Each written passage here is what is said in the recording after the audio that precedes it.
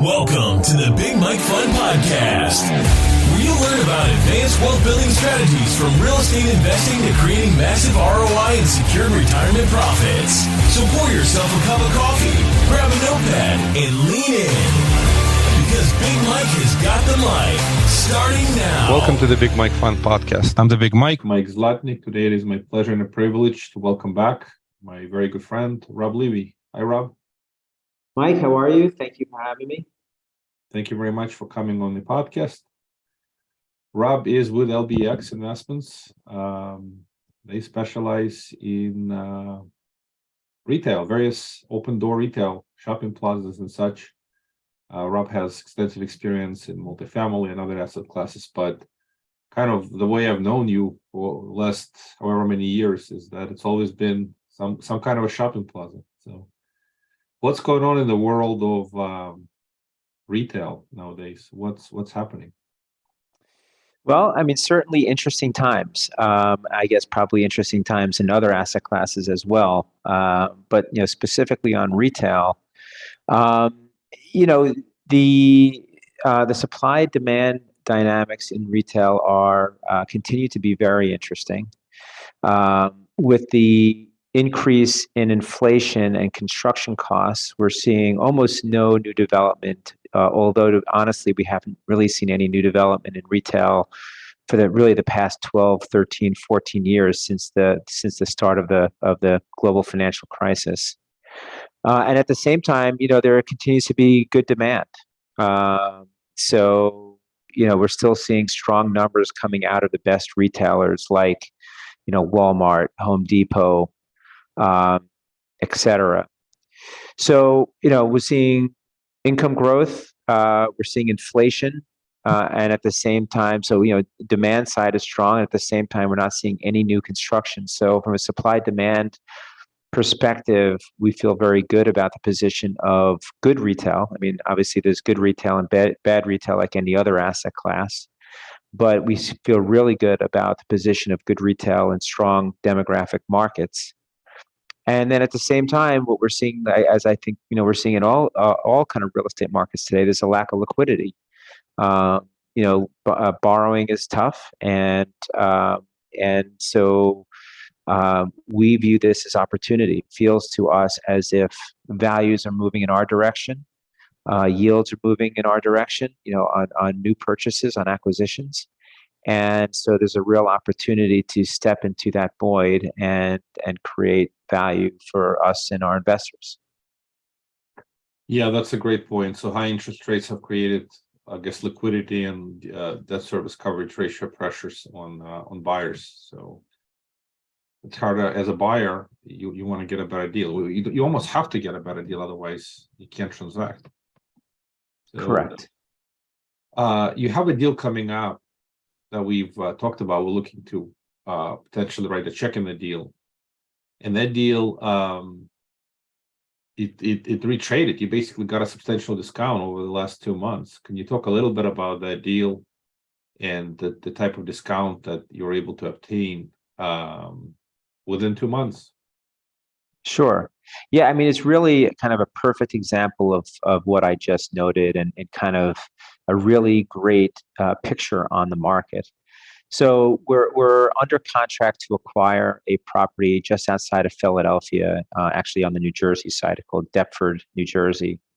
It's a kind of blue collar, middle class community, great density, good incomes, and it certainly was not a target market for us. But when we were introduced to the real estate, being sold by a large institutional investor who is selling the property because they're in a bit of a disagreement with their current partners on the transaction, so they're selling. And we originally put the property under contract for a little over $43 million.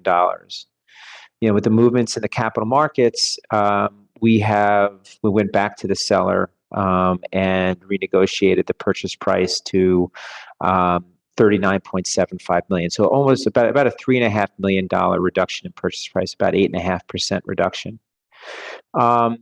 It's a great piece of real estate. Deptford is a strong regional retail market. It draws from good regional area. Again, great incomes, great visibility. All the things that you'd want in a very solid piece of retail. It has good co-tenancy. It has a Hobby Lobby, which does fantastic. It has a Burlington, which does about 10 million a year in sales. A Ross that does about 8 million in sales. So good, strong co-tenancy. The current owner has put a ton of money into the center: new roofs, new facade, new parking lot, new lighting, new landscaping. So it's in fantastic shape. And with all of that, because of where the capital markets are and because of our adjustment in purchase price, we're buying this at well north of a 9% cap rate. And we're going to stabilize pretty quickly because we already have, even in under contract, we have LOIs going back and forth on some of the vacancy. We're going to end up at north of a 10% kind of cap rate, initial yield or yield on this property, unlevered yield on this property in very short order. And we love that. We think we're buying a great piece of real estate at an inflated yield. Certainly our cost of debt went up, which was one of the reasons why we adjusted purchase price. But that's okay, right? We're still underwriting to north of a 20% return to our investors with great cash flow annualized on an average basis of about 9% to our investors starting day one. And, it's a 5-year loan, fixed rate. So we took that risk out of it, and we'll see, over the next 5 years, if there's an opportunity to refinance. We have some prepayment flexibility and reduce our rate. So we think we're at, the basis is just over $100 a foot. We're buying this basically at land value. So it's a great play, and it really does talk a lot about what's going on in the capital markets in general today and the retail markets today. Yeah, thank you for the great commentary. I love the last point that you're buying real estate for the price of land. I guess land in that area is pretty valuable. So what in this particular property, is there an out parcel strategy? Or I'm not again, off the top of my head, I don't know, but in the past you usually develop and sell out parcels. Is that something that you're thinking to do on this one? Yes. So there are 2 out parcels. There's an Olive Garden and a Red Lobster. Both restaurants do extremely well. Top in their regions and sales. And they've been at the center for many, many years. And so we do feel we're buying the center, as I said, north of a 9 and stabilizing north of a 10 cap rate. And we think we can sell those at kind of in the high 5s, low 6s cap rate. So great arbitrage opportunity, which we'll certainly take advantage of, and return capital to our investors when as we do that. Back to your comment about land value. Yes, this property has, I think, around 40 acres. So we're buying it for just under $1 million an acre.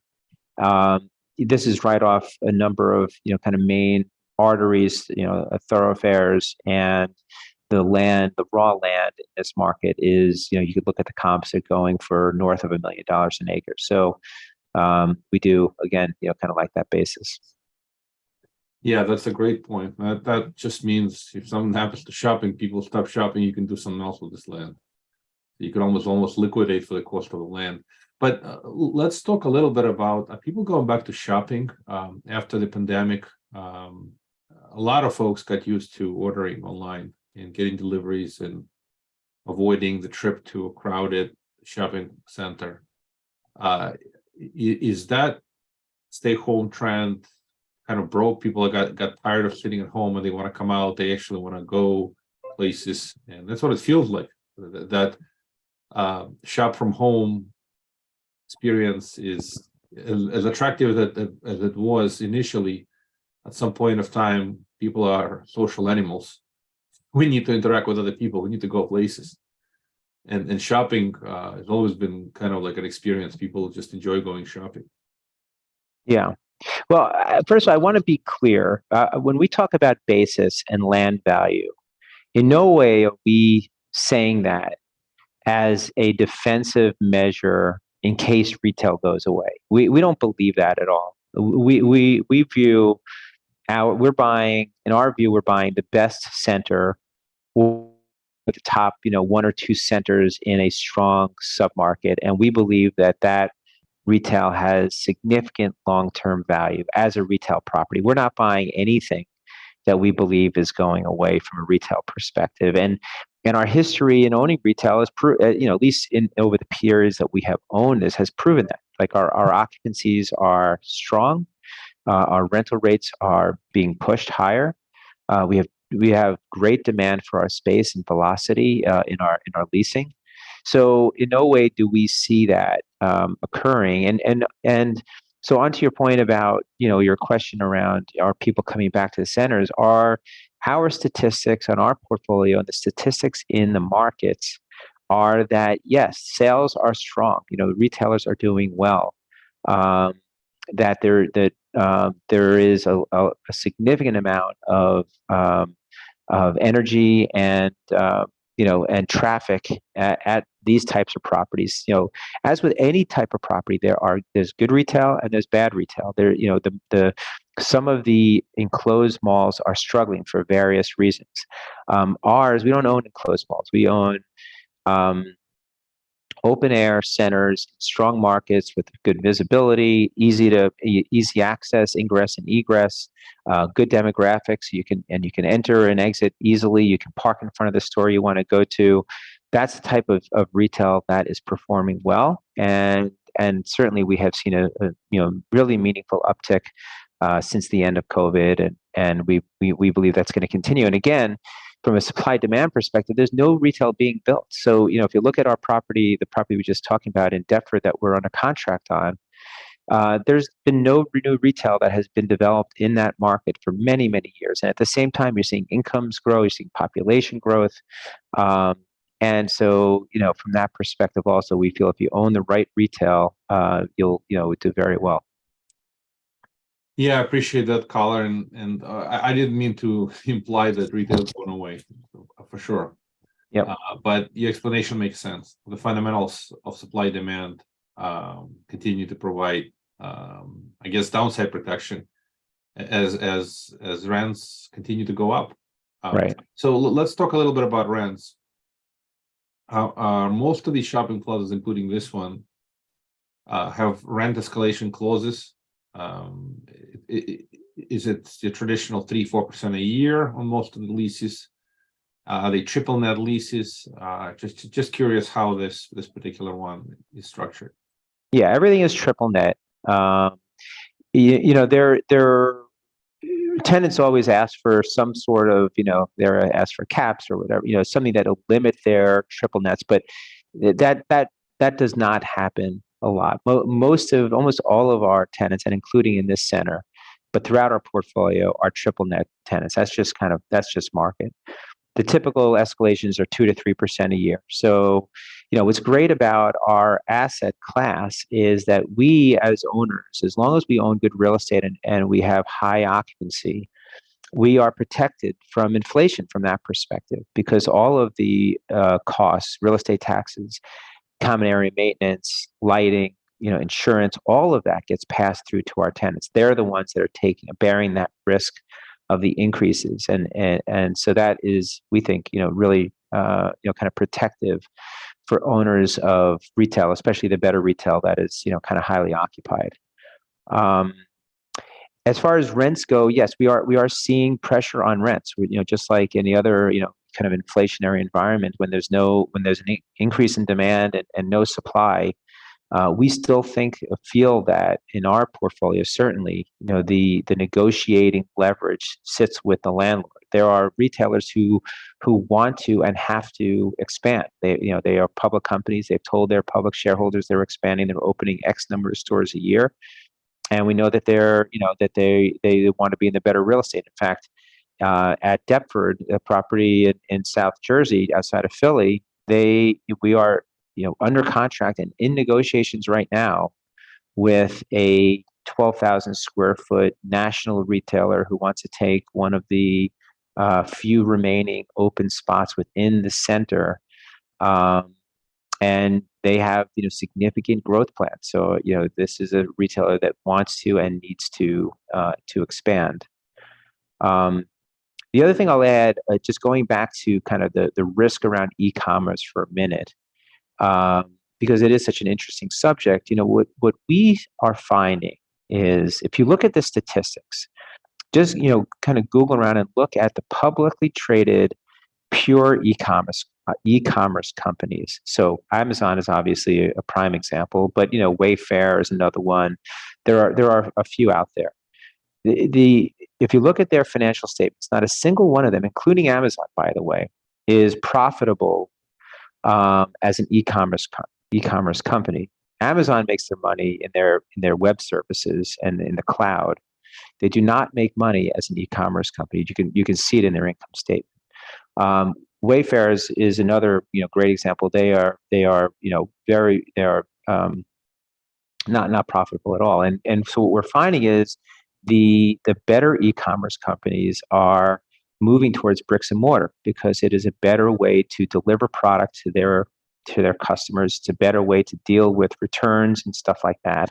So that's why, look at Amazon, right? They're opening up supermarkets. They bought Whole Foods. They're experimenting in a bunch of different ways because they want to get closer to their customers. Warby Parker is another example of what was a pure e-commerce company in the eyeglass area. And now they're opening up stores for obvious reasons, the same reasons. So our view is that the better retailers are the ones that are going to combine e-commerce and a brick and mortar strategy and put them together to really service their customers properly. Yeah, that's very cool that Amazon is moving into brick and mortar almost as a need to have that last mile footprint. That's right. Yeah, it's been the trend. You're absolutely right. The number of pure e-commerce retailers just choose to have a presence. So it's an integration of the website, integration of the mobile app, and then a physical platform. So what happens in this environment when you're buying a plaza like this? I guess you go through the lease portfolio and identify the opportunities to increase rents, especially if it's pressure for a similar product. Is this particular property have fair market rents, or there's a lot of upside on renewal of these leases? But these are long-term leases, so it's not like it's going to happen overnight. Right. So it's a mix, right? There's some vacancy, as I've noted, and as I said, we're under contract. We're not even closed yet, and we have LOIs going back and forth on 18,000 square feet of space. We have there's another larger tenant that is what a lease was negotiated by the seller, and that space is being filled and opened shortly. We have two existing tenants that have just negotiated expansions of their space, so into the space next to them, and then we have a dental office coming in as well. So if all of that falls into place, we're going to basically have one vacancy on the entire center before, like right around the time that we close. And we didn't pay for that, right? We paid for the income that was in place. Some of these are already the tenant allowances, the leasing commissions are being paid for by the seller, not by us, and some of it will be paid for by us, some of the newer stuff. But it's a great situation, right? We have a very vibrant market where there's great demand for the space, and before we even close, we're going to have filled a bunch of the vacancies. Yeah, that's great to hear. Are you concerned at all about upcoming recession? We're sort of in some kind of some people already call it recession. We're definitely hitting the slowdown. The Fed action has been pretty steep, and these rising interest rates are beginning to hurt, or they've already been hurting consumers and businesses, and we expect to see substantial layoffs, and they're already happening. So how do you think that that's going to happen? Because it's almost impossible to fight inflation without getting unemployment up. I mean, this is pretty basic stuff, so that's the only way today. So I don't know how deep that whole problem will go, but it'll be good amount of months before we can call it inflation fight under control and start reversing the interest rates. So until it happens, it's going to be a whole bunch more layoffs. So what do you think about retail in the upcoming slowdown? Yeah. So first of all, I agree with you. I think that the idea of this, soft landing, I think is very, very difficult for the Fed to successfully accomplish. I just feel like, as you said, what they're trying to do is create unemployment. That's the only way they're going to slow down spending and inflation and salary, inflation and salaries, et cetera, is by slowing down employment. And so I think this whole idea of a soft landing, I think, is really, really difficult. And I think most likely we're either just about entering a recession or about to enter a recession. So I agree with you. From our perspective, I think there's a few things here. Some of it positive, some of it negative. Not that you ever kind of wish for a downturn, but there are there's some positives and negatives that will come out of it. On the negative side, obviously, it's going to put pressure on our retailers. Our current portfolio is we're basically operating at full occupancy, except for in certain instances where we are kind of purposefully moving around some tenants and creating some vacancy by doing that. But basically, our portfolio is operating at close to full occupancy right now. Our goal has always been to own, as I mentioned before, the best centers in vibrant markets, and we feel even in the downturn that our tenants want to and need to be there. And if there's ever consolidation, that we'll be the beneficiary of consolidation from worse centers, less, centers that are not as well situated as ours. But I expect occupancy to go down, vacancy to go up during a recession? Sure, absolutely. There'll be some tenants that will struggle. But if we're operating at kind of low to mid 90s right now in our portfolio, as you know, Mike, we're low leveraged borrowers. We are low leveraged fixed rate borrowers, so we have significant coverage on our debt. Usually we're operating at well north of 2 times coverage, sometimes north of 3 times coverage on our debt. So we're very well protected on the downside. From a positive perspective, what we saw in the global financial crisis, and what I think we're going to again see today, if we go into recession, is that the beneficiaries from a retail perspective of a downturn are the discount-oriented retailers. That people trade down, right? When they're either out of work or their salaries have been cut, or they're nervous about recession, whatever it might be. If the consumer is feeling that, then they trade down. Instead of shopping at a nicer store, they'll go to Walmart or Target or whatever. Those are the stores that we own, right? Those are the properties that we own. We own a bunch of Target shadow anchored centers. We own centers with Marshalls and TJ Maxx's and Burlington's and Ross's and more kind of mid-level restaurants and mid-level gyms. We don't own high-end centers. And in our centers, one of the things we look at when we buy them is to ensure that we're not buying centers that have very high rent. So our average rents are probably in the $15 to $18 per square foot range. So very, kind of on the lower end and of the spectrum. And so even in a downturn, we think our tenants will actually outperform, and we think that we're kind of very well protected from a rent perspective. And then also, we think that's going to create opportunity, right? There are others out there in the markets who we think have overpaid for centers over the last few years. Maybe they put high leverage floating rate debt on their centers over the last few years, and maybe they underwrote them improperly. And so we think that there's going to be some real opportunity that comes out of a downturn as well from an acquisitions perspective. Yeah, great commentary, and certainly love the fact that consumers substitute to a higher affordability. basically Walmart's of the world. Hasn't the Walmart just announced earnings, and the earnings were pretty strong? A lot of consumers have shifted their patterns and they're going to Walmart versus wherever they were going before. Folks are becoming more price sensitive as the inflation pinch is consuming larger portion of the non-discretionary budget. So food, shelter, energy are just consuming more and more of the paycheck. Yep. And the fact that you have those discount retailers makes sense. I certainly love that point. Yeah, and then I guess on the opportunity side, so looking into 2023, one thing I have to say, you guys haven't transacted a lot, which has been actually a great thing. You must have been more careful, more selective, and from that perspective, we love investing with you because you're not looking for the volume, you're looking for the few good deals. So, do you think you're going to get a few better deals next year?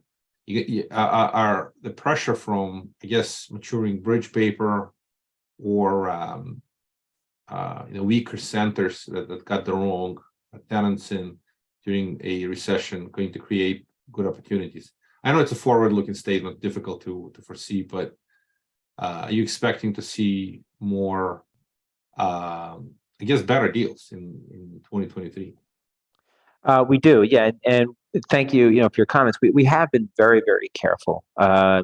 We sometimes look at each other. We have bought at LBX. We bought 14 centers over the past, call it 4.5 years, and we've just missed a few.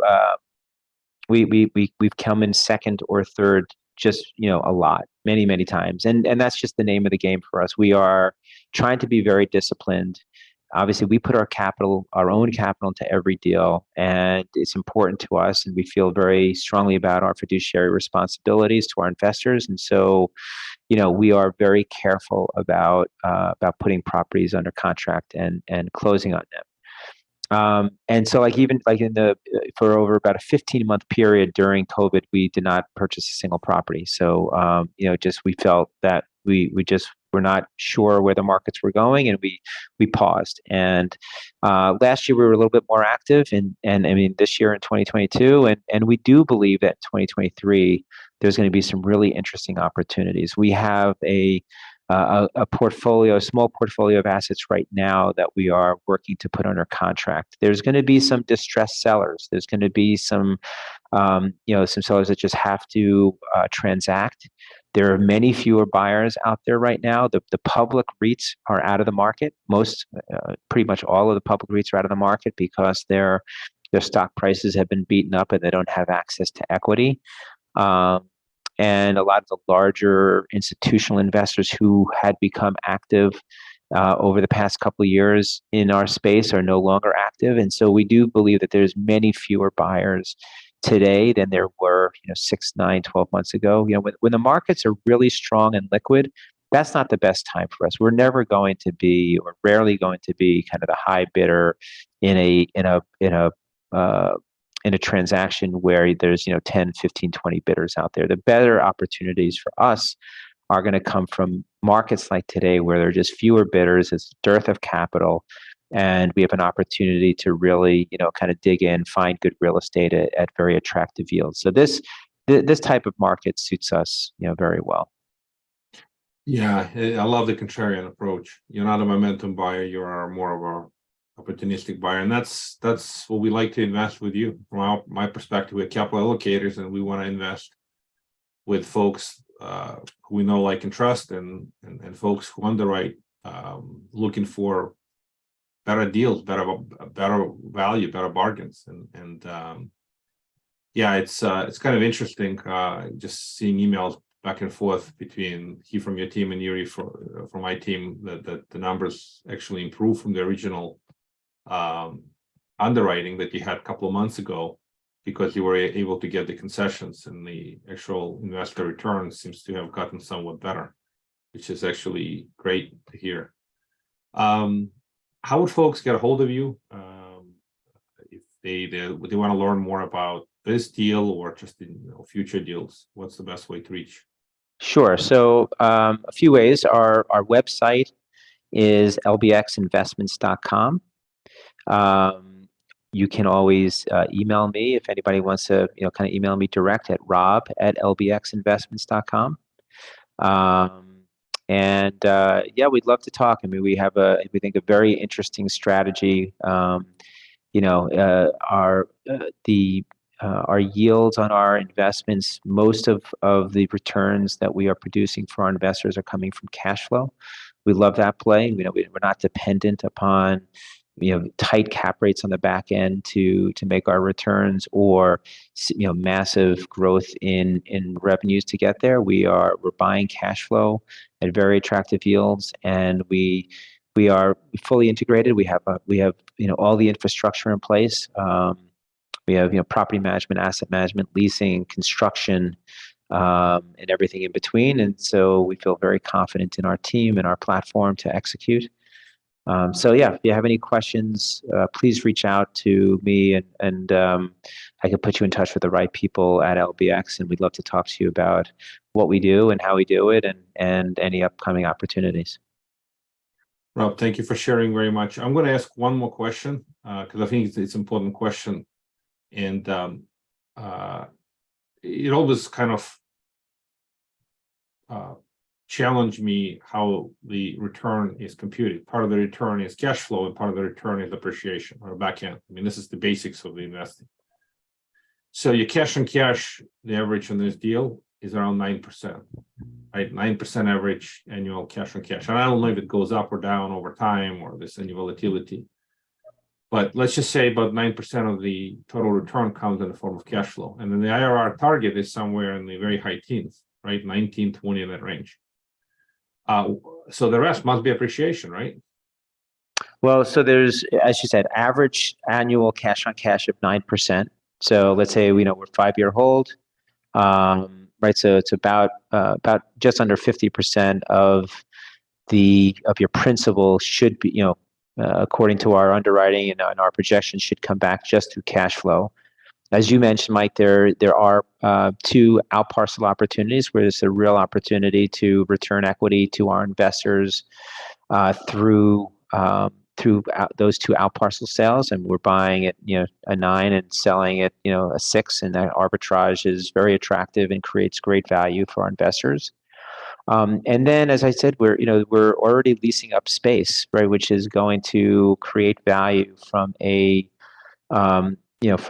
cash flow perspective, and then a value perspective on the back end. We're assuming, I think it's around an 8 or an 8.25 cap rate on the back end. So we think a very conservative cap rate on the back end.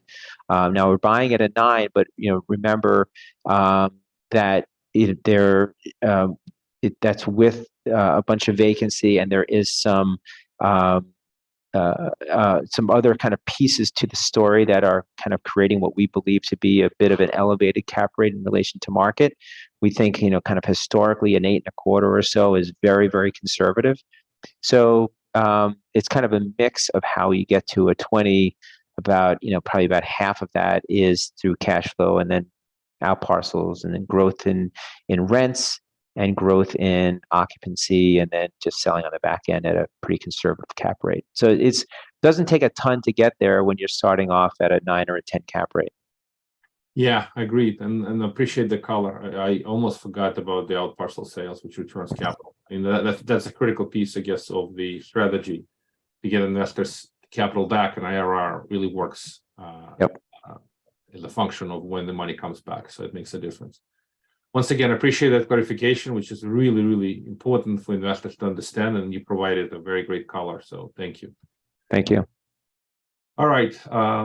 Like many of these episodes, good news. It was a great episode. The bad news, time flies, and we understand. So thank you, Rob. I'm looking forward to having you back again soon. So thank you. Thank you, Mike. I appreciate your time. Thank you for listening to the Big Mike Fund Podcast. To receive your copy of Mike's How to Choose a Smart Real Estate Fund book, head to BigMikeFund.com or visit Amazon and type Mike's slot name. Keep listening and keep investing Big Mike style. See you on the next episode.